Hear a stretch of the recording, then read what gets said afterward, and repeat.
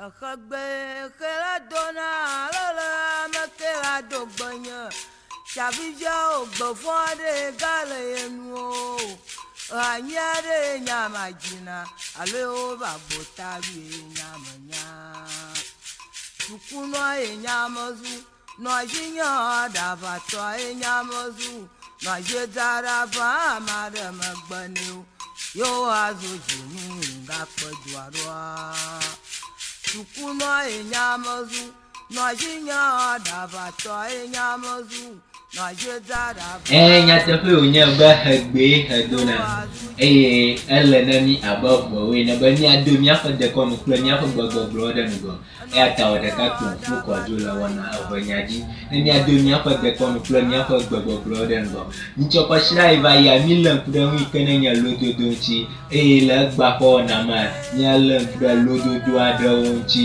Eve lododo aɖewo. Lododo gbãtɔ.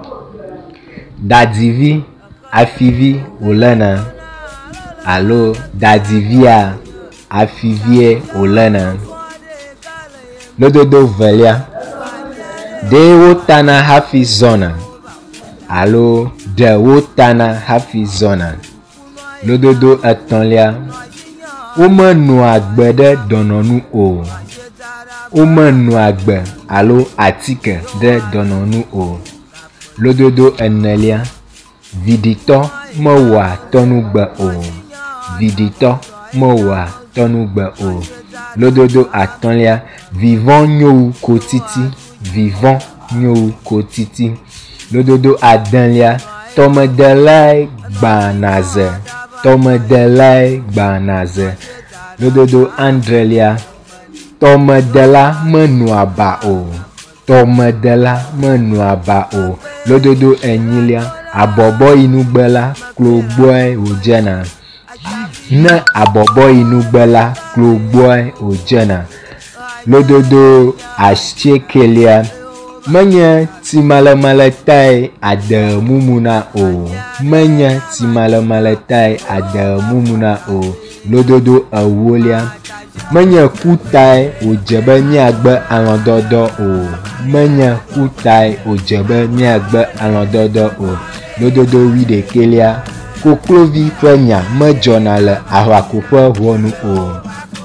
Koklovi ƒe nya medzɔna le aʋakoƒe ʋɔnu o alo koklovi ƒe nya medzɔna le aʋako de o. Lododo 12. Glimatsɔme gbɔ la womede ame o.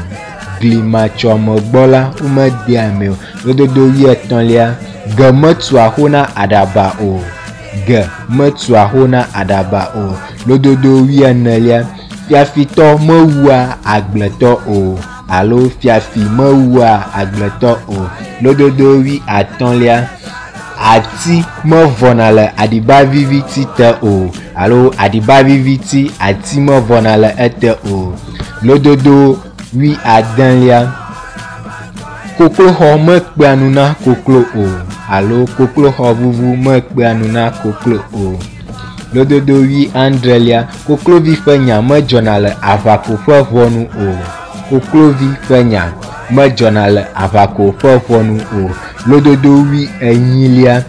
Bli ƒe nya medzɔna le koklo ƒe ʋɔnu o alo bli ƒe nya medzɔna le koklo de o.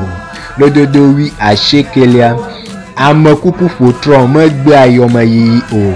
Amekuku ƒotrɔ megbea yɔmeyiyi o alo amekuku ƒotrɔ megbea yɔmemayi o. Lododo 20. Hebidzi medzona kple atɔ o.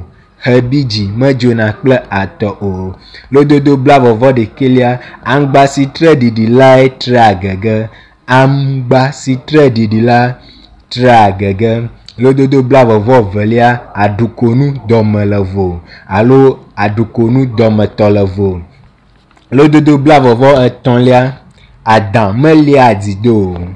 Adã melia adido o. Lododo 24. Gbedadaɖa megbɔ menye vidzawɔwɔ o. Gbedadaɖa megbɔ menye vidzawɔwɔ o. Lododo 25. Adidoti lolo gake meme aka o. Adidoti lolo gake meme aka o. Lododo 26.